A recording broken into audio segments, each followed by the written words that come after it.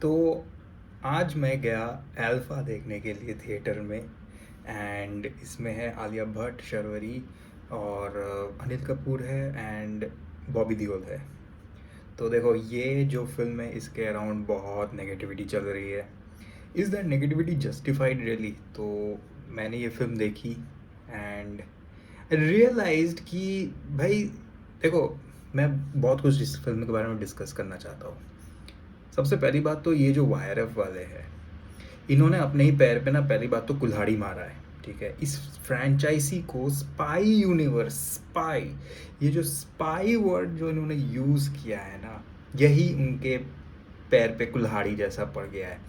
Because so far whatever we have seen, there is nothing called spy in those films. ठीक है, और alpha में भी बोलूँ तो स्पाई का एक एंगल है, बट वो दूसरा है टाइप से है वो। बट अगर प्रॉपर सेंस में लिया जाए तो this is also not a spy film. But the funny thing is there is a spy concept in alpha. But बाकी के फिल्म में जो थे, इफ़ यू नोटिस, सिर्फ एक था टाइगर में, थोड़ा बहुत था। ठीक है, बाकी में प्रॉपर कोई स्पाई नहीं था। ठीक है, you could have named it as an action universe, hero universe, कुछ भी बोल देते भाई, सुपरस्टार यूनिवर्स, भाई कुछ भी बोल देते यार। लेकिन स्पाई यूनिवर्स बोल के ही आपने सबसे बड़ी गलती कर दी। और ये जो गलती थी ना, ये धुरंधर ने आके प्रूव कर दिया कि भाई स्पाई ऐसे होता है, ये होती है स्पाई फिल्म में, not what you are showing. ठीक है, तो पीपल हैव रियलाइज दैट। दूसरा चीज़ ये है कि Dhurandhar is not responsible for Y R F downfall. First of all, Y R F का डाउनफॉल वाई आर एफ ही है पहले। I don't understand how people are saying कि धुरंधर धुरंधर ने तो बस वो जो एक होता है ना, घाव पे नमक छिड़क दिया बस। बेसिकली जब से ये टाइगर 3, फिर ये वॉर 2, ये सब आया, इन दोनों फिल्मों की क्वालिटी देख लो। टाइगर 3 ठीक से चली ही नहीं। It had a potential to go bonkers but it could not, because it was not a good film. और वॉर 2 तो पता ही है, बड़ी फ्लॉप। तो अब बताओ, वॉर 2 और टाइगर 3 के पहले तो धुरंधर नहीं आई थी, तो उनका इम्पैक्ट तो धुरंधर से नहीं पड़ा था। उनका इम्पैक्ट ऑडियंस रेस्पॉन्स से ही, जो कम्प्लीटली वायरस पाई यूनिवर्स से ही था, उसी से ही आया है। अब आप बोलोगे कि पठान कैसे हिट हो गई? क्योंकि पठान में it was like a come back film of Shahrukh Khan. लोग शाहरुख खान को देखने गए थे, लोग ज़्यादा, मोर देन पठान। ठीक है, एज अ स्टोरी तो वो फिल्म तो बहुत ही बेकार थी, बट लोग ज़्यादातर शाहरुख खान को देखने गए थे। बट उसके बाद क्या हुआ? फोर्स्ड कैमियोज, ठीक है, जिसका कोई मतलब नहीं है। एंड इसी बीच में इन्होंने अल्फा डाल दिया। अब अल्फा में आते हैं। बेसिकली इसका जो प्लॉट है, ये आपको ट्रेलर में ही पूरा रिवील हो चुका था ऑलमोस्ट। ठीक है, सिर्फ एक ही ट्विस्ट है जो बेसिकली बहुत दूर से प्रेडिक्ट कर सकते हो। बेसिकली लॉर्ड बॉबी ने बेसिकली अपना एक कुछ तो अल्फा नाम का एक लिक्विड बनाया है, एक सीरम बनाया है, जिससे वो सुपर सोल्जर्स बना सकता है। और वो बेसिकली आलिया भट्ट के थ्रू एक सुपर सोल्जर क्रिएट करने की कोशिश कर रहे हैं। एंड व्हाट हैपेंस इज, ये जो सुपर सोल्जर है आलिया भट्ट, वो रोग हो जाती है फॉर सम रीज़न। ठीक है, अब जब वो रोग होती है तो ये जो अपना अनिल कपूर है, जो अभी कर्नल लूथरा के बाद आया, for some reason I don't find him interesting at all in this film. वो उनका एक पास्ट है। ठीक है, उनका एक पास्ट है जहाँ पे शर्वरी इन्वॉल्व है। शर्वरी का character, she also kind of some related to this alpha only. तो अब ये लोग आलिया भट्ट तक पहुँचना चाहते हैं to stop her from whatever she is doing. She is killing soldiers here and there. ठीक है, वो तो बेसिकली क्या होता है कि जब ये लोग अल्टीमेटली सब एक साथ आते हैं, एक दूसरे के आमने सामने आते हैं, शर्वरी और आलिया और ये अनिल कपूर, तो कुछ बहुत बड़े बड़े खुलासे होते हैं, हमें उनके पास्ट के बारे में पता चलता है।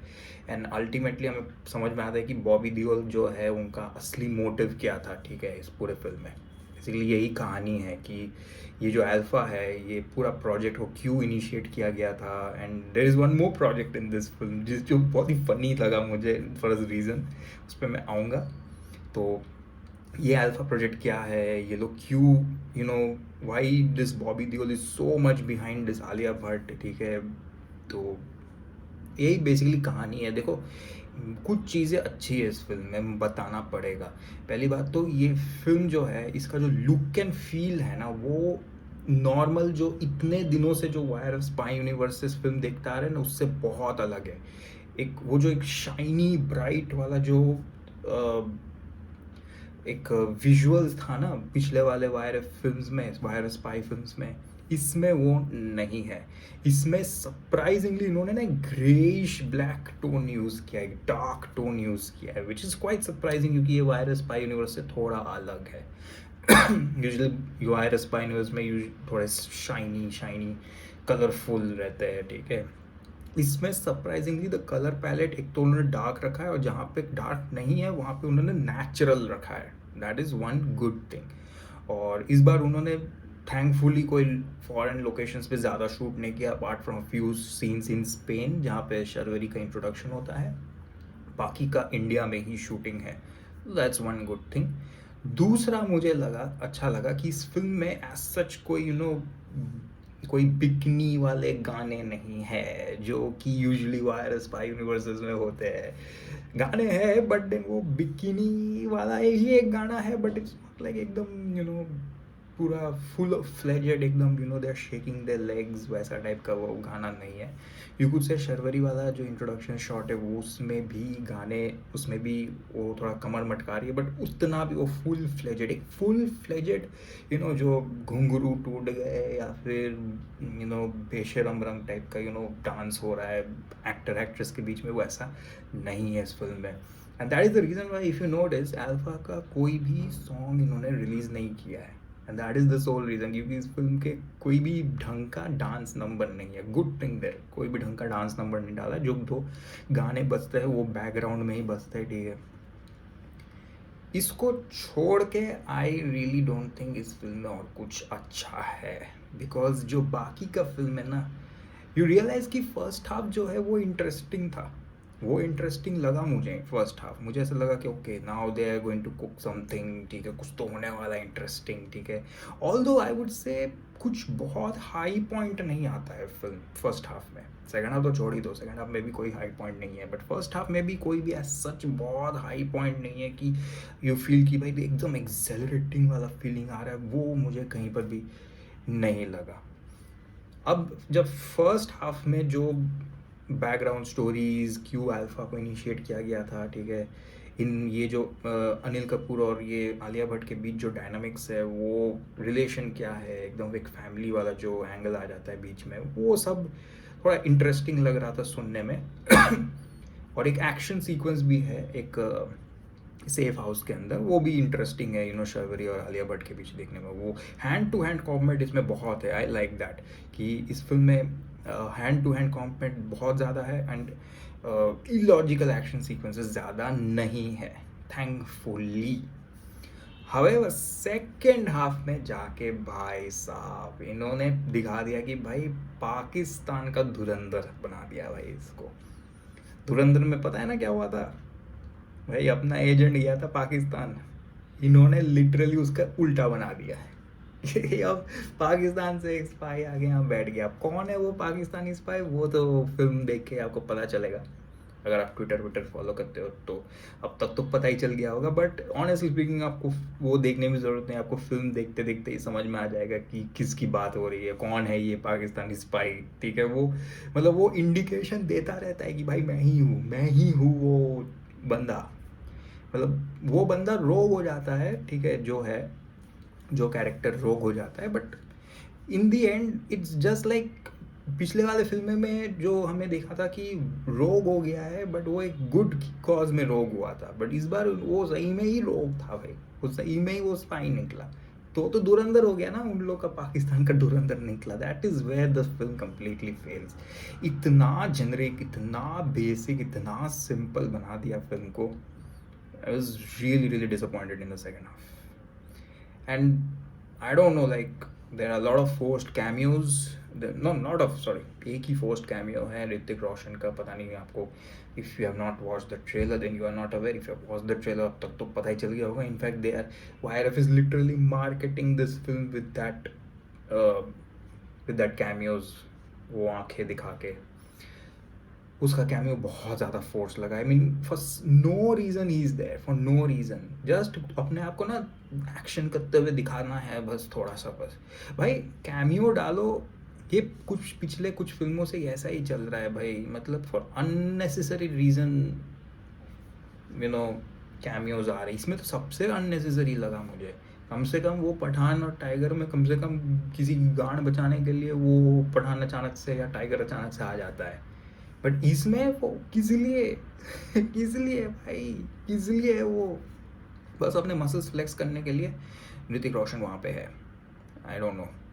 एंड इस फिल्म में एक सीक्वेंस है जहाँ पे वो एक गाना, मैंने आपको बोला था गाना बजता है, जहाँ पे आलिया भट्ट और शर्वरी एक साथ मिलकर ना एक सेफ हाउस की तरफ जाते हैं, एक सेफ हाउस से दूसरा सेफ हाउस जा रहे हैं। भाई मेरे को वो सीन इतना, सीक्वेंस इतना बेकार लगा, मतलब भाई तुम्हारे अराउंड खतरा मंडरा रहा है और तुम लोग जिंदगी सवार लूँ, इतना ही बना दूँ, वो मतलब एकदम वो मतलब ट्रैक पे निकले हैं भाई, एकदम पार्क में घूम रहे हैं भाई ये लोग, भाई मस्ती कर रहे हैं भाई, भाई खतरा मंडरा रहा है भाई, तुम कोई अर्जेंसी ही नहीं है भाई, आराम से जा रहे हैं भाई, फुदक फुदक के गाने बज रहे हैं भाई, नाच रहे हैं थोड़ा बहुत, पानी में डुबकी लगा रहे हैं भाई, कोई लॉजिक नहीं है, कुछ नहीं, वो इतना बेकार सा सीक्वेंस लगा। एंड जो ग्रे टोन है ना एंड में क्लाइमैक्स में जाके बहुत ज़्यादा डाल दिया था, मतलब मुझे ऐसा लगा कि थोड़ा ज़्यादा ही हो गया था वो किसी भी पॉइंट में इस फिल्म में ना, मतलब वो जो एक होता है ना हाई पॉइंट, वो है ही नहीं यार, कहीं पर भी ऐसा नहीं फील होता है कि भाई मैंने एक मज़ेदार सीक्वेंस कुछ तो देख के आया, यही इस फिल्म का हाईलाइट है, मुझे वो हाईलाइट दिखा ही नहीं। मे बी अगर बोलना होगा तो कम, मतलब बोल सकते हैं कि जो शर्वरी और आलिया भट्ट के बीच जो फर्स्ट फाइट होता है वही एकमात्र थोड़ा सा हाईलाइट है, और थोड़ा एंड में जाके कुछ कुछ एक्शन सीक्वेंसेस है वही हाईलाइट है, apart from that there is no high sequence जो आप एक YRF स्पाई यूनिवर्स वाली फिल्म से एक्सपेक्ट करते हो, वैसा कुछ भी नहीं है। एक तो उन्होंने हैंड टू हैंड कॉम्बैट रखा है, चलो ठीक है, but apart from that there are no high points in this film जहाँ पे आपके जॉज ड्रॉप हो जाए, कुछ भी ऐसा कोई मोमेंट ही नहीं है इस फिल्म में, मोमेंट्स ही नहीं है इस फिल्म में, that's the problem, this film lacks moments which is the reason why the film becomes boring at times. मैं आपको बता रहा हूँ ये फिल्म बोरिंग बीच बीच में हो जाती है जब ये शर्वरी और आलिया बातें कर रही है ना, लाइक यार कट द क्रैप यार, तुम लोगों की बातें बिल्कुल भी इंटरेस्टिंग नहीं आ रही, बिल्कुल भी फ़नी नहीं है, कुछ भी जोक्स मार रहे हैं वो भी फ़नी नहीं है, मेरे को मज़ा नहीं आ रहा था honestly. the film actually becomes boring after a certain point of time। और मैंने जो एक पॉइंट बोला था ना कि एक फ़नी चीज़ है शुरू में, प्रोजेक्ट ओडिसी, भाई प्रोजेक्ट ओडिसी नाम का भी एक प्रोजेक्ट है इस फिल्म में, भाई वो मेरे को हंसा दिया था भाई, ओडिसी भाई, उसका क्रिस्टोफर नोलन को ट्रिब्यूट दे रहा है भाई ये लोग, उसकी फिल्म आने वाली है अभी कुछ ही दिनों में, and they are like project Odyssey. यार वो मेरे को हंसा दिया था, I mean, it's maybe a coincidence, but it was quite funny। कुछ कर नहीं सकते, this seems like the a film that just देख रहे तो देख रहे थे वैसा टाइप का फिल्म है। Although I would say the first half was little bit better, but second half बहुत जेनरिक हो गया था, बेसिक एंड पूरा टीपी टाइम पास टाइप का बन गया था एकदम से।